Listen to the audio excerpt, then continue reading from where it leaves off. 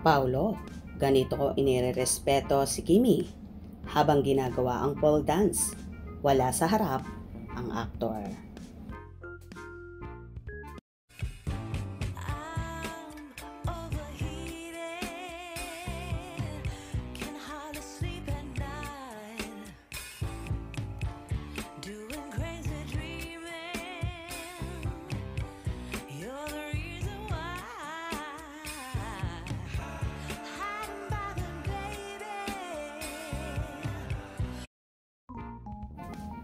Ganito nga minamahal at inirerespeto ni Paolo Avellino ang kanyang katambal sa The Alibi series na si Kim Chiu.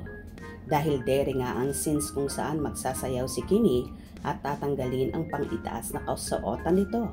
Kaya naman para hindi mahiya at magawa ng maayos ng dalaga ito habang nagsasayaw pala si Kim, ay wala talaga sa harap nito si Paolo bilang respeto na rin at para magawa ni Kimi ng may confidence ang pole dancing niya. Pero kung makikita sa teaser na inilabas kamakailan, aakalain mo na nasa harap lang ni Kim si Paolo habang siya ay nagsasayaw at nagtanggal ng pang-itaas na kasuotan. Ayon pa nga sa isang nag-post, si Lex05, meron pang story habang ginagawa ni Kim yung pole dance scene, wala si Pao sa harap niya.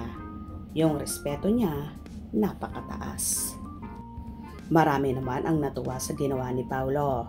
He can seem to see Kimi doing that. He loves her so much. Wow, ikaw na Kim ang pinakaswerte sa balat ng lupa dahil may Paolo Avellino ka sa buhay mo. Same with Paolo. Swerte din siya kay Kim. Kaya magmahalan kayong dalawa. Wow, kaabang-abang Kim Pao.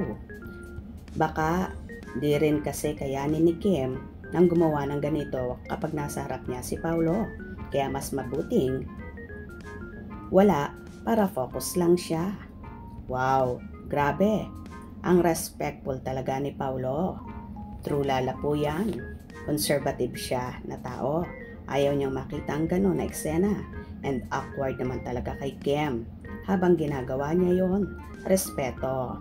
Sobrang respectful talaga si Paolo at sobrang love niya si Kimi. Kailan po ba mapapanood to? Nakaka-excite po. Baka hindi makakonsentrate si Kim sa acting niya. Nakakailangan naman gumawa ng scene na ganyan. Nasa harap ni Bogie. Baka lalo siyang kabahan. Good job, Paolo. Congratulations, Kim Pao. Congrats sa inyong dalawa.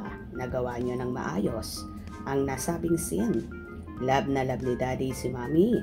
Love it. Paolo, the best kang talaga. Wala kang katulad. Kaya naman pala nagawa ng confidence ni Chinita Princess ang nasabing sayaw na yon dahil nga bilang respeto ay wala si Paolo sa harapan niya habang ginagawa ang daring na scenes na yon kung saan nagtanggal pa ng bra ang dalaga. Good job, Paolo. Pinakikita mo talaga na napakataas ang respeto mo kay Kim at mahal na mahal mo ang dalaga. Hope you enjoyed.